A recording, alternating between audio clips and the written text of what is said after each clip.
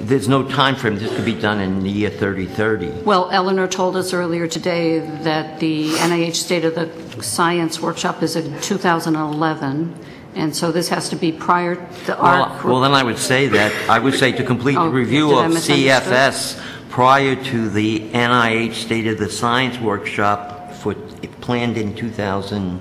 Let Eleanor clarify. I just want to clarify that generally that ARC report, which is also published, is delivered at the State of the Science meeting, and it frames the final recommendations that are made. So you wouldn't be getting it before. And it would have to be commissioned by the NIH. ARC would be doing it for the NIH for that State of Science meeting.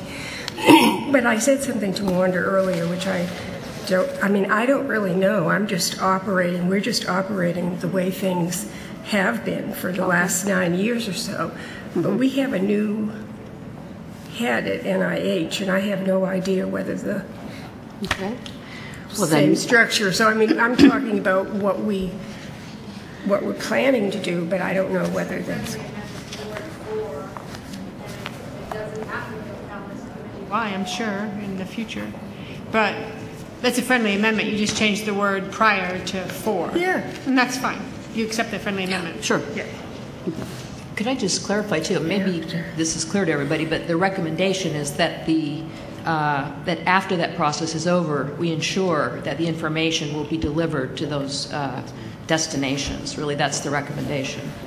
And the background for that was having listened to Ken Friedman's testimony, which I just found appalling, that his medical school punishes him and threatens him for the very valuable work he's doing in this field, educating providers. That one of the things, this is very specifically what he asked for, how do we get board exam questions on the boards?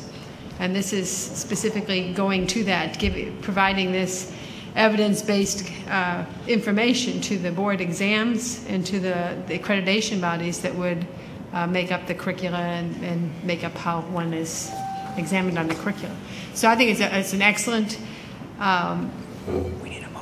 piece of advice. The question is, how do we put the teeth in it? How do you make sure it really accomplishes a final goal, that it's not just a piece of paper read by somebody's desk and it goes to the left and that's the end of it?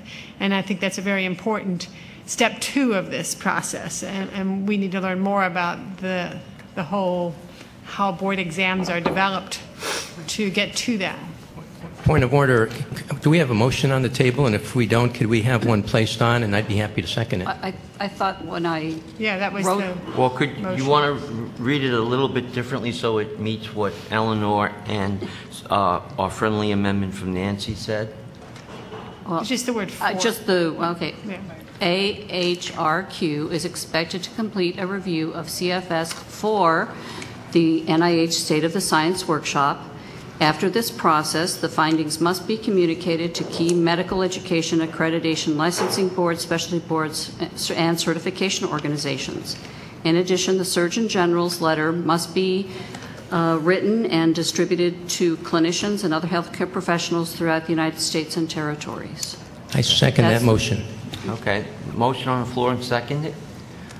Any further discussion? Can I just ask for a point of clarification, because you jumped from State of the Science Workshop to referring to the Surgeon General's letter. And so are you presuming, as part of the communication about the Surgeon General's Workshop, the consideration being given to a Surgeon General's letter? Are you anchoring back to a prior recommendation? We are anchoring back to the prior meeting that was held with the acting Surgeon General, who informed the subgroup that visited that he was unable to act upon the request to send a letter until these activities occurred. A friendly amendment then, suggestion then? It would say, in addition, the surgeon, because you don't say anything, in addition, the Surgeon General, as previously recommended by this committee, will send a letter to clinicians and other healthcare providers throughout the United States and U.S. territories recommending the AHRQ's No. document. No, that's not the point. It would say, in addition, the Surgeon General's letter would be developed after the state-of-the-art meeting to better inform clinicians and other healthcare professionals in the U.S. territories about the diagnosis and treatment of chronic fatigue syndrome. Okay. The only reason I said, in addition, a Surgeon General letter, as previously recommended by this group, because it's coming out of nowhere, but we have a recommendation. No, I agree to put that in there, but to complete that sentence, what's the point of this Surgeon General's letter was to inform providers of how to reinforce the importance of chronic fatigue syndrome in adults and children, and to update their understanding of the state of the knowledge of I'd like chronic to fatigue second syndrome. the amendment to that. Okay. I have to ask for correction, and Nancy just made it. I was going to ask you to change state of the science to state of the knowledge, because there's a very specific procedure at NIH for state of the science meeting, and if we don't meet that committee's definition, it won't happen, but we're planning to do a state of the knowledge. Okay. Christine, if you could rewrite that and give it to Wanda and I, and we'll send it out to the group make sure people look at it once more time. Can we call the question on that first? I think you need to call a question. And then perhaps the spirit of it will be... with an attempt to reread it with what we understand it to be. And we can include the parts of the original recommendation about the Surgeon General's letter from... or might even include it, say, as stated below. Okay, so there was a call. We have to call the question. All those in favor? All those opposed? Unanimous. Okay. You guys are easy this time. I have this image of Jason, his bags packed, running towards the door, yelling back changes to the recommendations as a lawyer. Don't worry, I'll make the changes before I run out. Okay. I'm sorry? Rebecca, are you ready now? About time. I had problems with... You must have chronic fatigue. No, I don't feel like it today. I have a good new drug. The Patient Care of Quality of Life Subcommittee has one recommendation that we would like to make. And so I'm just going to make the motion and read this.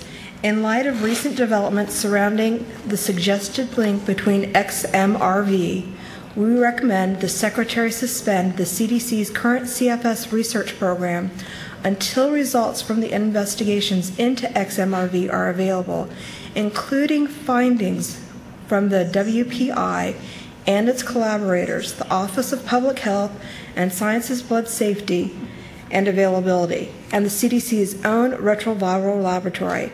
These research findings can then factor into a discussion of priorities and goals for the CDC's 5-year plan to include further consideration of case definition and the establishment of appropriate funding and leadership to achieve these goals. Okay, so the motion is made and seconded. Is there any way you can soften the second sentence a little bit? The committee would like not to soften this more. We've softened it quite a bit from where we started. Well, it says soften it from the point of view. I don't think you can say that. Just read it again, please. Okay.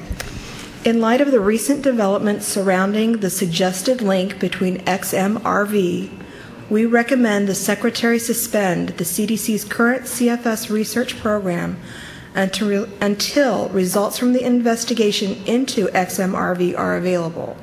Okay. Well, can I just, when you say that they suspend their, what did you say, suspend their, what are you asking them to suspend?